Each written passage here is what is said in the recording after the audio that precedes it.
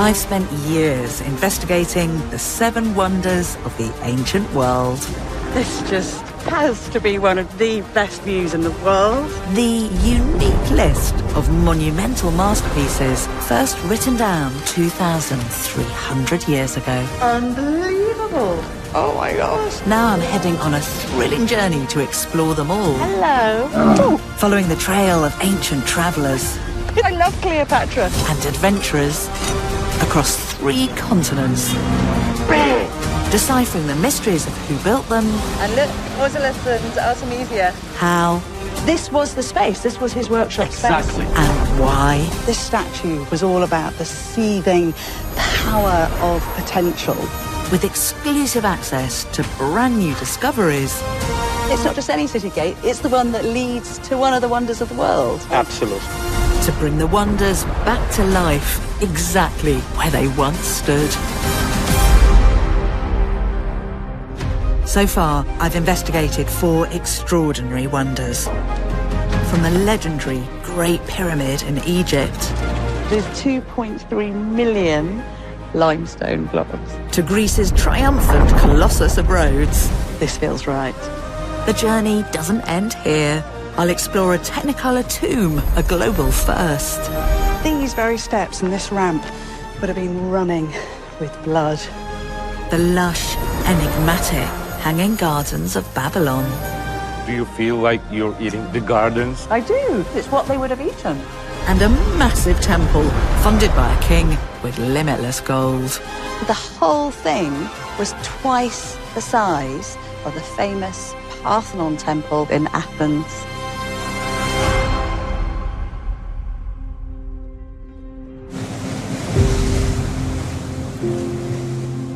I'm travelling to the western coast of Turkey. 4 days sail from my last wonder to modern Bodrum. Halicarnassus for the ancients. Home to one of the longest standing of the 7 wonders that dominated this skyline for 1,000 years. My next wonder is a secret favourite of mine because it holds the key to the story of an extraordinary power couple, a king and queen, Mausolus and Artemisia, and the monumental tomb that they built that gave the world the word mausoleum. Mausolus and Artemisia spearheaded a pioneering, energetic new dynasty.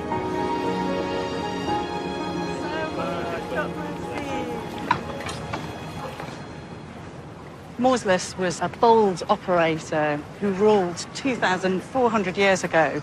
And when he came to power, one of the first things that he did was to move his capital down here to the coastline, which was a real signal of his international ambition and the fact that his was a dynasty on the move. From this maritime base, Mausolus and his family reaped the benefits of trade with Egypt, Persia and Greece, splashing out on treasures like this exquisite golden headdress and growing a cosmopolitan statement city. Visitors to ancient Halicarnassus would often seek out a little kind of expert or escort to take them round. Then they did it by mule or donkey or horse and carriage if they could afford it. Hi, Hakan. But Hakan, my mate here, has got a beautiful moped. Safety first. Fantastic. Chops out. Great, let's go. Huddy, huddy. Hakan's given me a ride to the site of the Wonder Tomb. Oh, it's so great here. Hakan, I love them. I really love it. I think we're going down there. It's easy to take a wrong turn in these ancient streets. And look, Mausolus and Artemisia. Hello. Our wonder-building couple weren't just husband and wife, but in true Game of Thrones style, also brother and sister. Perfect. Fantastic. Brilliantly, the foundations of the mega mausoleum still exist above ground, helping us decode what it looked like. So this is what we've come here to see. Let me just explain what's going on. So Basically, this is the footprint of the entire tomb. The burial chamber itself is right in the middle there, and these walls pretty much mark where the original walls would have been, which were all over 100 feet long, with the entire tomb rising 140 feet into the sky. Combining ancient eyewitness accounts and scattered remains, we can rebuild the skyscraper tomb, the original mausoleum. A mashup of international designs, created by superstar architects with Greek-style columns, topped by a mini pyramid, as high as a 14-story building, with King Mausolus and Queen Artemisia driving a horse-drawn chariot into the sky. I think what's going on is that because Mausolus is part of a new dynasty, he's saying what makes us strong and special is the fact that we sit right at the centre of East and West. 400 exquisite sculptures telling stories of international influence amplified Mausolus and Artemisia's cosmopolitan brand. Most sculptures have been lost or taken, but some tantalising remains survive.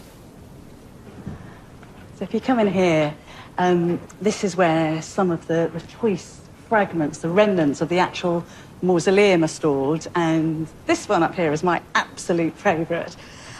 What you're looking at is one slab from what was originally a whole frieze that went right the way around the mausoleum. And it tells the story of the battles of Amazons, who were warrior women, who some people think were legendary in the ancient world. I actually think they were real. And they were fighting against ancient Greek heroes. And even though it's really damaged and eroded and weather-beaten, you can just kind of feel this stone pulsing with power and energy. It celebrates female strength.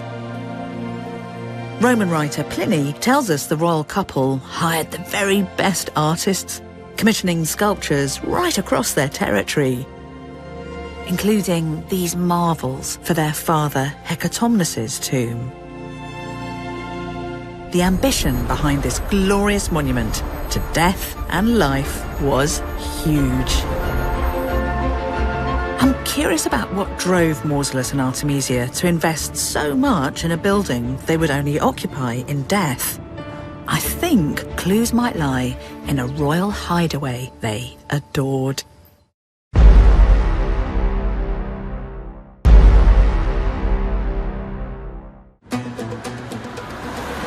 I'm on the west coast of Turkey, investigating an ancient wonder, the Mausoleum of Halicarnassus, and asking why King Mausolus and Queen Artemisia built such an epic tomb.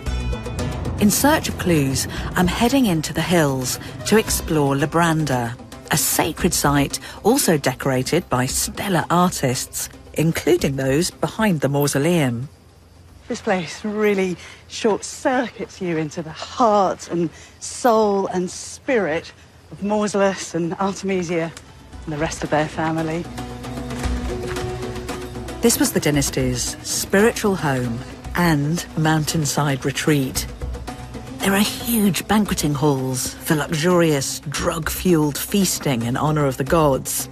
Roman author Aelian even describes ponds with bejewelled fishes and eels, earrings and necklaces glinting in sun and lamplight. This opulent lifestyle provoked jealousy and worse. Because this was a sanctuary, all weapons had to be left outside at the gates. But clearly that didn't quite go according to plan, because we're told that one night there was a terrible attempt on Mausolus's life. Now, we know that he was notorious for imposing really heavy taxes on people, which made him unpopular. And given how expensive the mausoleum must have been to build, maybe that was the reason that someone tried to murder him here. This brush with death may have sharpened Mausolus's focus on his legacy. Discoveries here suggest that, like other wonder makers, he was obsessed with making his mark. So here he is. This is Mausolus's name. And you know, for me, this is one of the most thrilling moments in my search for the Seven Wonders, because here I am face to face with the man who built one of the wonders of the ancient world. Actually, I'm just going to have a cheeky moment and touch it. Beautiful. Pardon? For me, çok sağ, teşekkür ederim. Sacred grapes from the sacred site of Mausolus and Artemisia. Thank you so much. Teşekkür ederim. Yeah. Bye. Brand new discoveries are building a body of evidence. Hello, Bethany. Hi, nice to see you. Great to Nice meet see you. Archaeologist Cem Ardul has agreed to show me his very latest find. More proof that Mausolus was determined no one would forget his name. Unbelievable. Oh my gosh. That says Mausolus up there, doesn't it? Yes, Mausolus. So Mausolus, I can see, and Hecatomnus. Son of Hecatomnus. Yeah. Gave the andron and what is inside to the Zeus Labrandus. And that says he's Labrandus on there. So the andron was one of these kind of dining rooms, isn't it? Normally things like this have been dug up hundreds of years before. How did you come across it? We just saw this small part of the corner of the marble. Yeah. It was perfectly cut. Gem, it's pretty... It doesn't happen every time for an archaeologist on a dig, does it? Something like this. It's a perfect day. A perfect day. It's a beautiful thing. Perfectly preserved. And is that the original red paint on it? The inscriptions were painted at that time. Yes, yes. But this is 2,400 years old. It must be. Yes. Yeah. And it looks like it was made yesterday. Yeah. This paint is a fantastic clue to how the mausoleum was decorated. When the sculptures at the site were first unearthed, they too showed traces of pigment. Exactly like this one, which has been found around here only a couple of weeks ago. And it's a reminder of how incredibly gaudy and colourful the mausoleum would originally have been. Because the ancients often painted their marbles in colours. They used things like cinnabar and red madder to give a kind of plumping effect to the lips. They had white highlighter on the cheekbones and jawbone. New revelations like this confirm just how vibrant the mausoleum was. This was a vivid Technicolor tomb. Using surviving fragments of the Amazon frieze and the latest research, we can recreate their original gaudy glory. Mausolus never saw his wonder completed. He died in 353 BCE. Evidence found at the site reveals his burial would have been a real spectacle. With Artemisia in charge of the funeral, as the king's body was processed down these steps, a huge sacrifice was ordered. A whole flock of sheep, 5 oxen, 8 lambs and birds were all slaughtered, so these very steps and this ramp would have been running with blood. The stories go that Artemisia was so racked with grief, she drank Mausolus's ashes mixed with water and pined to death. But the reality was very different. Within 2 years, she finished the tomb complex, complete with walled wildlife park, right in the centre of the city, ensuring their dynasty's legacy. The tomb wowed visitors for 1,700 years. But despite cleverly designed interlocking columns, by the 15th century CE, earthquakes had toppled much of the gorgeous masonry and sculpture. The wonder's ruins were preyed on by a military Christian order, the Knights Hospitaller, to help build their nearby fortress, St. Peter's Castle. What the knights did is they went straight to the site of the mausoleum and plundered huge amounts of building material, so the ancient wonder is physically mortared into these walls. Some sculpture was saved for decoration, like these lions. More was ground down for building lime. The castle was constructed slap bang on top of Mausolus and Artemisia's ancient palace. So this wonder lives on in unexpected ways, in architecture and stories and the hundreds of mausoleums across the world, giving Mausolus and Artemisia the immortality they strove for. The next wonder on our ancient list lives vividly in our imaginations. Arguably the most famous of them all, the luscious Hanging Gardens of Babylon. Pomegranates and quinces next to each other. I'm travelling an ancient roadway that connected the Mediterranean to the great kingdoms of the East. Over 1,500 kilometres from the mausoleum is the ancient land of Mesopotamia. 2,600 years ago, Babylon was the largest city in the world. It's really interesting. When you talk to people about the Seven Wonders, often the first one that springs to mind is the Hanging Gardens of Babylon. But the thing is, we don't actually know precisely where they were. That's because, so far, archaeologists excavating ancient Babylon haven't found definitive evidence of the Hanging Gardens. But there is a wealth of detailed descriptions by ancient travellers. There's a lovely romantic story that the gardens were constructed as a towering slope by one Babylonian king for his homesick wife who was pining for the mountains of her homeland. Our sources also give us tantalising details of the garden's design, which means we can bring them back to life. Picture plant and tree-stacked terraces, possibly reaching a breathtaking 100 metres into the sky. This man-made hillside, curved like a theatre, was built of brick, expertly waterproofed with the petrochemical of the day, bitumen, and filled with rich, fertile soil. You can just imagine, can't you, with this dense planting of trees and herbs and flowers and shrubs all cascading down, how incredibly impressive this must have been to any visitor. I mean, it would just have seemed magnificent. But if you dig a little deeper into the sources, there's an intriguing problem. The thing is, some of our wonder writers who describe ancient Babylon don't even name-check the gardens. And kings of Babylonia, who are not shy about coming forwards on their achievements, don't mention them either. So it's all a bit of a mystery.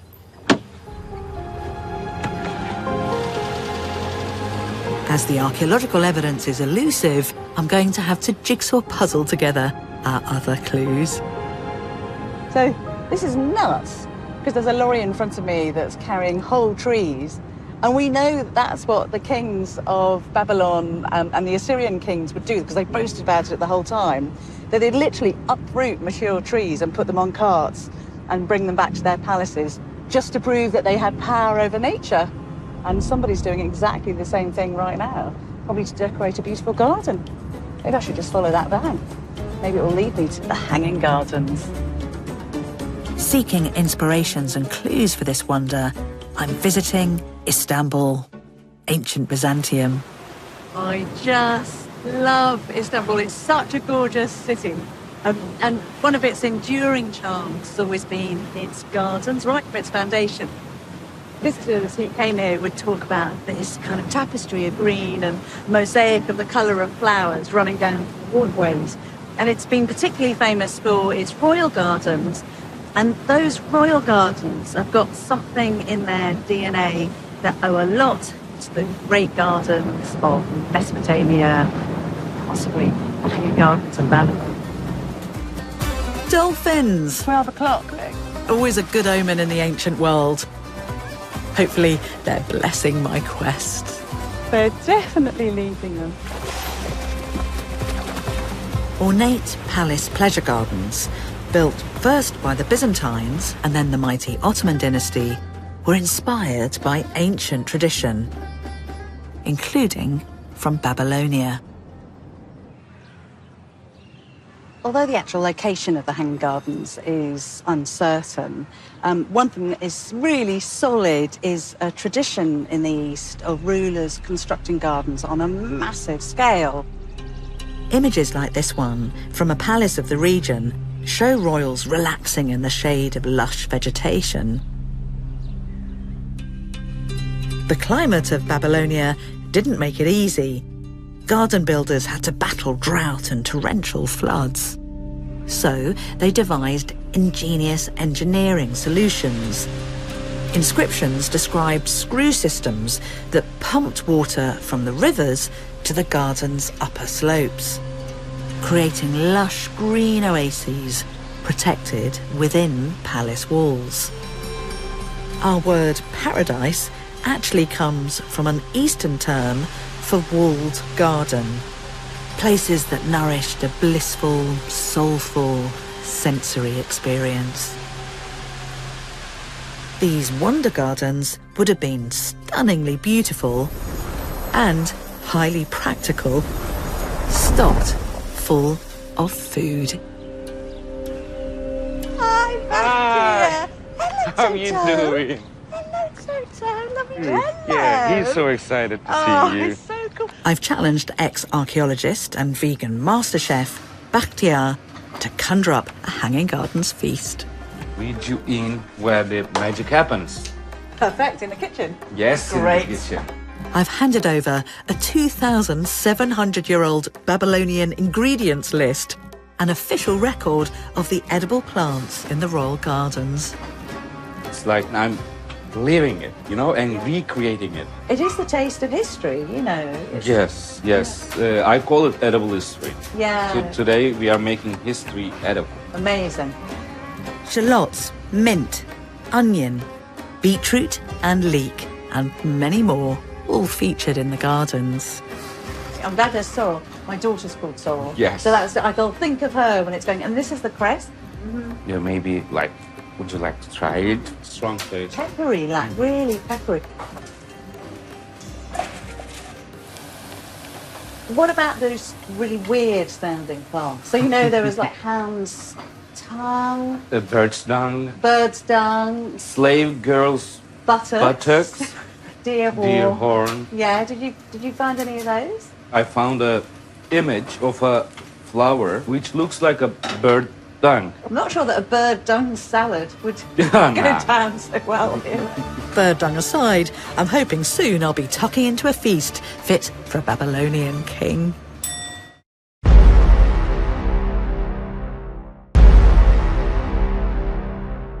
I'm on a mission to get a taste of the Hanging Gardens of Babylon.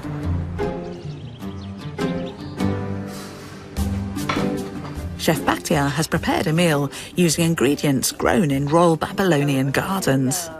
Now it's time for tasting. I can't believe I'm about to try what kings who created this wonder would have eaten. See? Get some leeks too. Yeah, I've definitely got some leeks. Oh, that is delicious. Did you like it? Oh, that is delicious. Wow. What's the dressing on that? Dressing is coriander and dates. Dates. These pleasure gardens would have been filled with dates, the staple energy source of the day. Amazing. And our inscription evidence shows copious amounts of alcohol. Do you feel like you're eating the gardens? I do. Oh, it is. It's what they would have eaten. Should we pile in for the stew? That is delicious. Oh, it's so fragrant. Did you taste juniper? No. I Very just mint. get some bite of it and it's really strong. It's just exploding in your mouth. That has just exploded in my mouth. Move over Caesar salad. The Hanging Gardens Wonder Salad is here. let's make a toast to the Seven Wonders, to the Hanging Gardens of Babylon, and to the, what was it, a salad for kings? Salad for kings Salad and for kings. queen in front of me. Flat. Cheers. We've learned the kings of Babylon could engineer water flow, nurture whole mature trees, and stock a natural larder, all in terraced pleasure gardens. But there's a fascinating chance the Hanging Gardens weren't actually in Babylon. There's another really intriguing possibility. If you go 400 kilometres north of Babylon to the ancient city of Nineveh, modern-day Mosul, there were also gardens within a palace there. And we know that because they're written about and because of this amazing stone-carved decoration. So to have a look at this, these were gardens created by a king called Sennacherib. They've got mature trees, they've got water channels for irrigation, and they've even got a pleasure pavilion up at the top. These are incredibly similar to the written descriptions of the Hanging Gardens of Babylon. So this could be an image of the actual Hanging Gardens. But why would history locate them in Babylon instead of Nineveh? You know what I wonder? I wonder if maybe there are actually a number of really impressive royal gardens in ancient Mesopotamia, which was also called Babylonia, and that just down time, as people have talked about them, they focused on the big box office name, the more famous city, Babylon. So we've ended up as one of the wonders being not the Hanging Gardens of Nineveh, the Hanging Gardens of Babylon. Whether one or many, these gardens, which hosted power brokers and visitors from across the known world, were a slice of paradise on earth. No wonder they continue to thrive so vividly in our imaginations.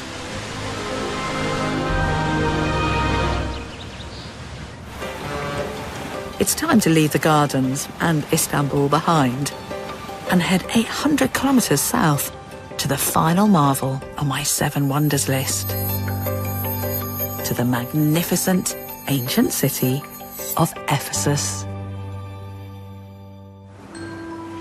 The crowning jewel of the city was one of the most revered temples in the ancient world. I'm going to pay my respects to the feisty female force who inspired it. This is the great goddess Artemis. Her body is packed with symbols of power and meaning. There are grapes on the vine and curious mythical creatures. And her chest is covered with what are either breasts or testicles or sacs of honey. She was the inspiration for one of the most popular of all of the Seven Wonders. And you can see it up there at the top of her crown. It's the Temple of Artemis at Ephesus.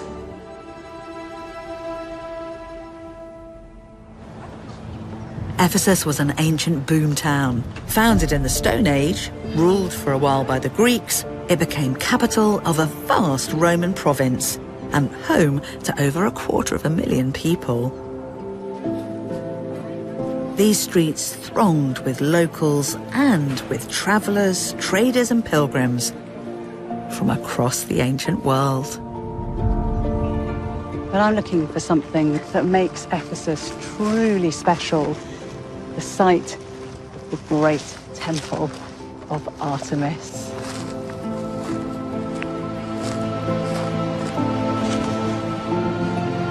Although there's not much to see now, it's mainly ruins.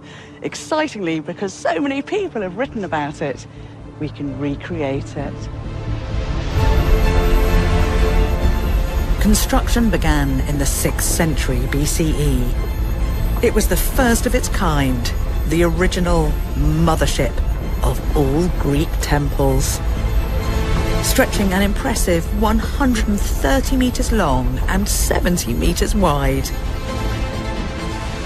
This place was huge, with a whole forest of columns. 127 of them framing an inner sanctuary with an altar at the front and a sacred precinct surrounded by a colonnade. And the whole thing was twice the size of the famous Parthenon temple up on the Acropolis in Athens. All dedicated to Artemis, goddess of wild animals, mountains, the hunt, and the cycle of life. It was so gigantic, the lintel stone was said to have been lifted into place by the goddess herself. Pediments and column bases were adorned with finely carved sculptures. The temple also operated like a bank, packed with treasures like these found buried at the site. On special occasions, the wooden image of the goddess would be brought out and dramatically revealed at a window right up in the pediment there. And it must have looked gorgeous because it would be decorated with gold and flowers, and the wood would be moisturized with oil and milk like it was real human skin. And that whole process was called cosmesis, which is where we get our modern word cosmetics. A 3-kilometre avenue separated the protected grove of the temple from the city. Hi, Bethany. And there's brand new evidence of how Artemis drew the wonder worshippers in. This? Welcome to our latest site. Director of Excavations, Martin Steskyle, has agreed to share these latest finds. This is so exciting. Decode this. What am I looking at here? It looks like a road, gate, road. It's both a road and a gate. It's one of the 3 major city gates of Ephesus. We've been looking for that gate for a very long time. The road is actually 11 meters wide, so it's a massive road here, and you can see very nicely still the traces of the carts that were commuting there. This really shows you how intensively this road was actually used. Where does it lead, this road? This gate is the connection point to the Artemis temple. It's fantastic. It's so fantastic. It's not just any city gate, it's the one that leads to the sanctuary of Artemis, to one of the wonders of the world. If this is the main road down to the Artemis temple, this also becomes a sacred way. Absolutely. We know that, the most important festival in Ephesus that took place once a year was a procession for Artemis. And that is the festival of the city. Yeah, amazing to imagine it here. This new discovery means we can plot the ancient way to the temple. Processions along this road would have been a sight to behold. Led by the city's young girls, dressed in their finest clothes, alongside dogs and horses with clouds of heady incense, all accompanied by rousing music. But it's really important, isn't it, just psychologically, to think when people come through this gate, for them, they're not just part of a kind of bit of theatre, it's not just a festival of fun. It really matters. They're going down to that temple to seek the protection of the goddess. Absolutely. Whoever found asylum in this sanctuary, he was really protected. Yes. So this is an extremely important sanctuary.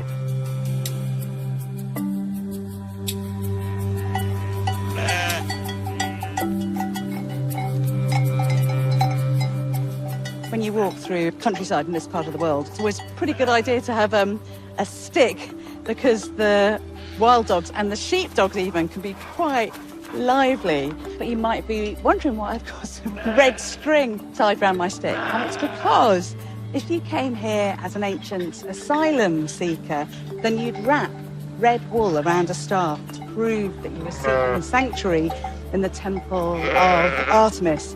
An asylum is actually an ancient Greek word. Asilia means someone or a place that you come to seek sanctuary. So it's a really ancient idea. But the temple of Artemis was where it was known you could come and sleep as a refugee. So isn't that an incredible thing, this sort of compassion that carried on for centuries here?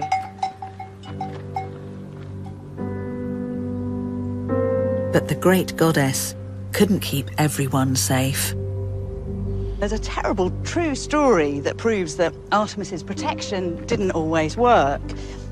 Princess Arsinoe IV, the sister of the famous Cleopatra, was hiding here, seeking sanctuary and asylum. But Cleopatra must have paid someone off and ordered for her to be dragged out of the temple and murdered right here on these steps.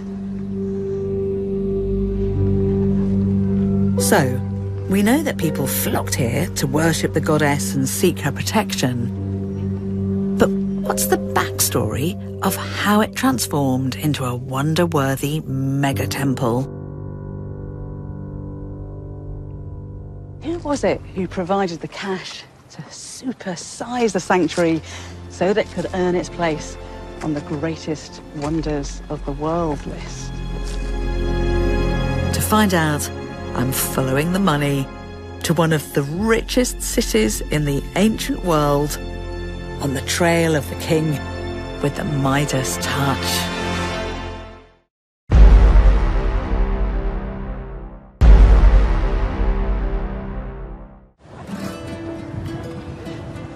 I'm on a journey to the original 7 wonders of the world, exploring the Temple of Artemis at Ephesus and tracing the steps of ancient travellers across Western Turkey.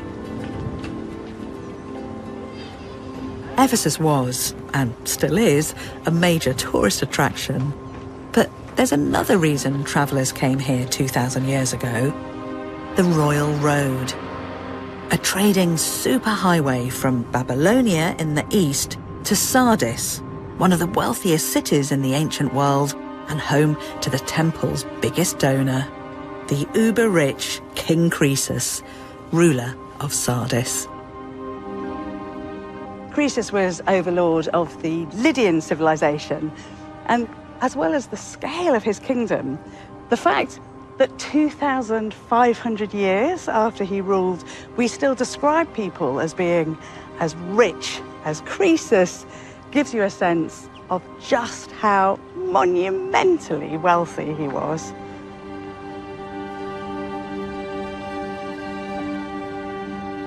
Croesus was said to owe his fortune to King Midas, whose magical touch shot the waters of Sardis with gold. The truth is even more exciting. The hills above Sardis were packed with gold and silver deposits, which flowed in a glittering river right through the city, allowing Croesus to do something game-changing. Croesus, as far as we know, was the first man in the world to mint a gold coin just like this. So that means that he and his dynasty here in Sardis created the cash economy and coined currency. All that wealth would transform Artemis's wonder. As Croesus expanded his kingdom, Ephesus was a tempting but contested prize. Croesus came under attack from, of all people, his nephew, who was the tyrant ruler of Ephesus. Croesus retaliated by mounting a blistering campaign against Ephesus and took the city. One of the very first things that he did, in theory in honour of the goddess, but I'm sure to prove that he was the big man in town, was to rebuild the temple, larger than anything the world had ever seen before. And not only that, he also lavished it with gold, donating solid golden oxen and wrapping those columns in gold. The columns in the temple's inner sanctuary were adorned with glittering gold, and the statue of the goddess coated in this precious gift from Sardis.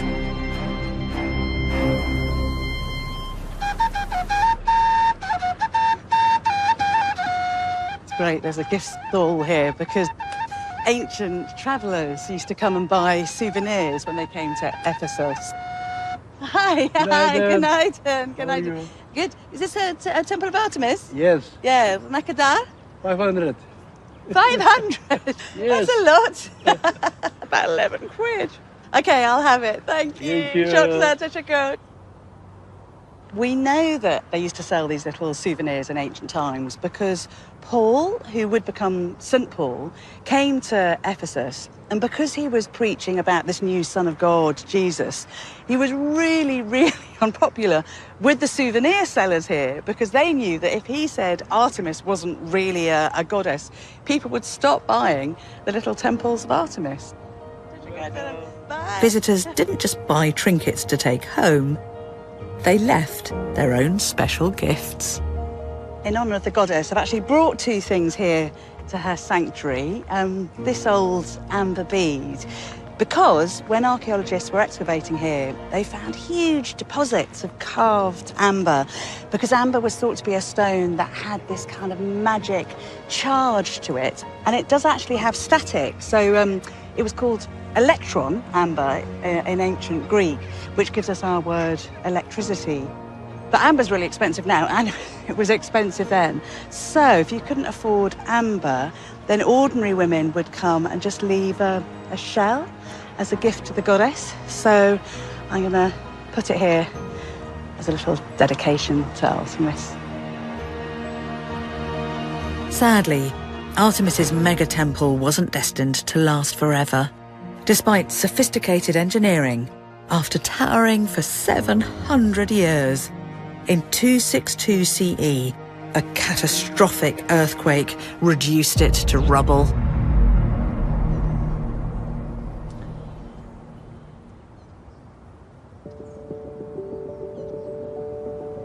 You might think the temple's all but vanished, but if you look carefully, traces survive.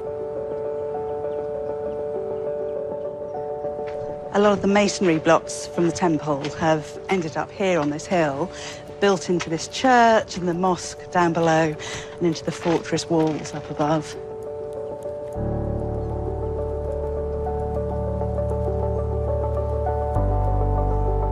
The magnetic allure of the Temple of Artemis at Ephesus right across time to travellers and tourists and pilgrims, rich and poor alike, is just so impressive. Its vastness and grandeur on a scale the world had never seen before, and its big-hearted attitude to those in need earned its place on the Ancient Wonders list. My epic journey to follow the trail of all 7 wonders has been an extraordinary experience. I've been an eyewitness to new discoveries. Unbelievable! Oh my gosh! Shared in the awe felt by the original wonder tourists. It's really exciting. Where we're standing here. is where it would have been made. And celebrated the ambition and ingenuity of their creators. They're building one of the biggest buildings in the world until the turn of the 20th century. It worked. We proved the technology works. Appreciating why they still matter today. They remind us that impossible dreams can be made real if we collaborate to create extraordinary works that still inspire today and whose stories make our world just that little bit more wonderful.